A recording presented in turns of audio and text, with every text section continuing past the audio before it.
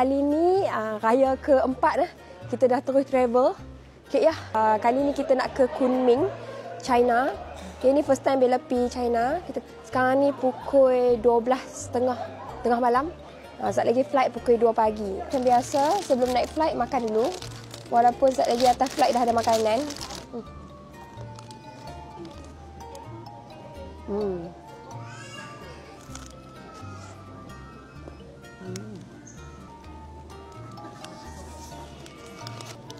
Tengok. Inilah.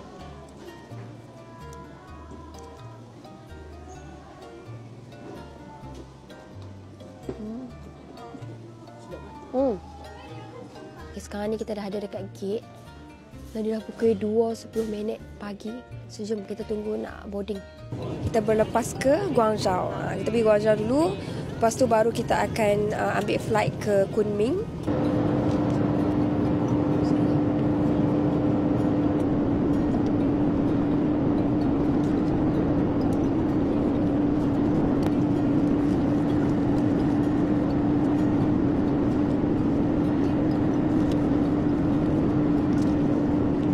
Dah buka lens sebab nak tidur.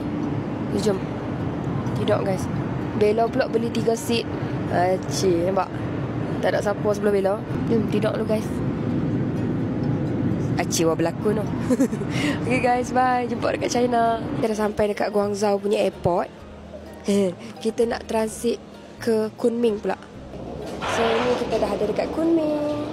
Ingat dah habis dah perjalanan kita? Tidak lagi. Kita kena tunggu sampai pukul 4. Dan ni pukul berapa? Pukul 2. Tunggu sampai pukul 4, kita akan ke Lijiang.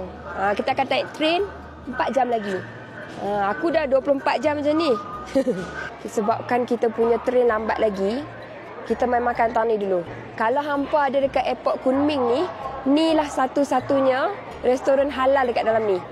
Zeng Zong Lan Zhou Ni Ru Mian.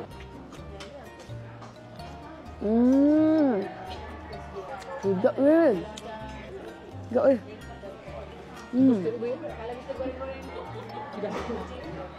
Sudah.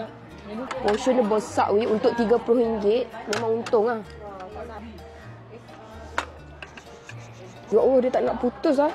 Bismillah.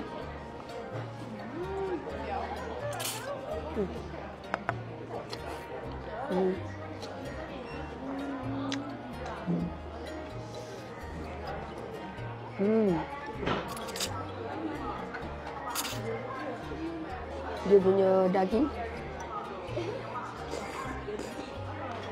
Penat lah apa. Tolak beg. Ni stesen kereta api dah. Bella ada kat dalam train. Kita akan menuju ke Lijiang. Tuhan saja yang tahu. Aku nak kena hadap 4 jam. Dia macam ada orang letak stokin atas muka aku. Sekian. Setelah 5 jam aku dekat dalam kereta api berhantu yang berbau seperti tak tahulah benda apa. Sampai juga Bella dekat Lijiang. Lah ni kita nak ke hotel daripada stesen Lijiang ni. Ni naik ambulan. Comel kan? Sampai dah hotel guys. Cantiknya apa kawasan dia. Cantik sangat-sangat. Flowers. Wah, bilik dia guys. Tengok tu, cantiknya. Hilang penat aku yang bau-bau macam-macam. Lepas tu mai daripada Malaysia yang jauh, yang amat-amat. Tempat kami akan bermalam selama 2 malam dekat sini. Okey. Jom, kita rehat. Jumpa esok guys. Esok Bella buat konten dekat sini, okey? Bye.